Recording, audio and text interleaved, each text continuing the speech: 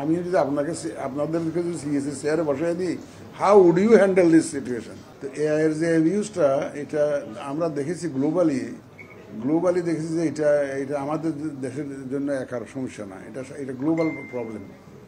এবং সবচেয়ে দেখা গেছে যে ইন্টারন্যাশনাল যেটা ডেটা, তাতে দেখা যায় এর 50% সোর্স আনআইডেন্টিফাইড থেকে যায়। কে করলো এটা আইডেন্টিফাই করা যায় না, এরকম অলমোস্ট 50-50 রাফলি 50 গ্লোবালি রাফলি 50% কে করলো এটা আইডেন্টিফাই করা যায় না, এটা গ্লোবালি। আর 50% যেগুলো করা যায় এগুলা বিভিন্নভাবে করা যায়। কেউ বলছেন যে ইন্টারনেট বন্ধ করে দিয়ে অনেক দেশে করেছে। নেপালে করতে গিয়ে কী ডিজাস্টার হয়েছে আপনারা দেখেছেন। আমরা ইন্টারনেট বন্ধ করার পক্ষপাতী না।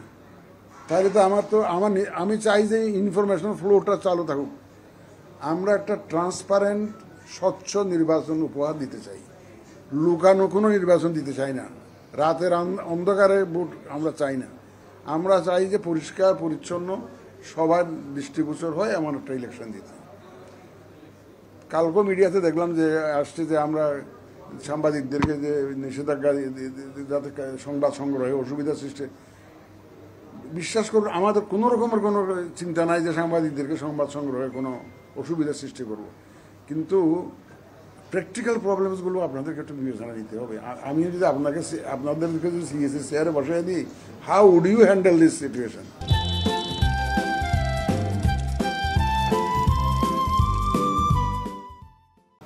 আমাদের সব কেন্দ্রগুলো একই সাইজের না, একই রকমের রুম নাই, কোনোটাতে বড় রুম আছে, কোনোটাতে ছোটো রুম আছে। এখন পুলিং বুথ যখন করব, যে ভোটারদের জন্য যখন বুথগুলো ওই যে পর্দা দিয়ে যখন বুথ সিল মারার জন্য করব, এই রুমের মধ্যে দেখবেন যে ওই আমার পুলিং অফিসার থাকবে।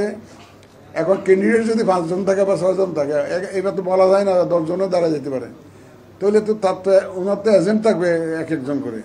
আমার অবজারভাররা থাকবে, লোকাল অবজারভাররা থাকবে, ফরেন অবজারভাররা থাকবে।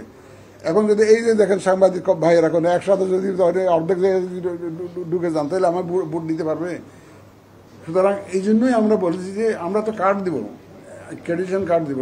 কার্ড দেওয়া মানে you are licensed by the election commission, কেউ আপনার এন্ট্রি ঠেকাতে পারবে না। কিন্তু depending on the practical situation, on the ground situation, যেটা প্রিসাইডিং অফিসার জানেন যে তার রুমটা কত বড়, কতজন লোক এখানে ঢুকাইলে মানুষের ভোট দানে অসুবিধা হবে না, এটা প্রিসাইডিং অফিসার যে যিনি দায়িত্বে থাকবেন উনি জানেন। এই জন্য আমরা বলছি যে অনুমতি তো আমরা দিব, যে সাংবাদিকদেরকে কার্ড যখন দিব অনুমতি তো ইলেকশন কমিশন দিবে।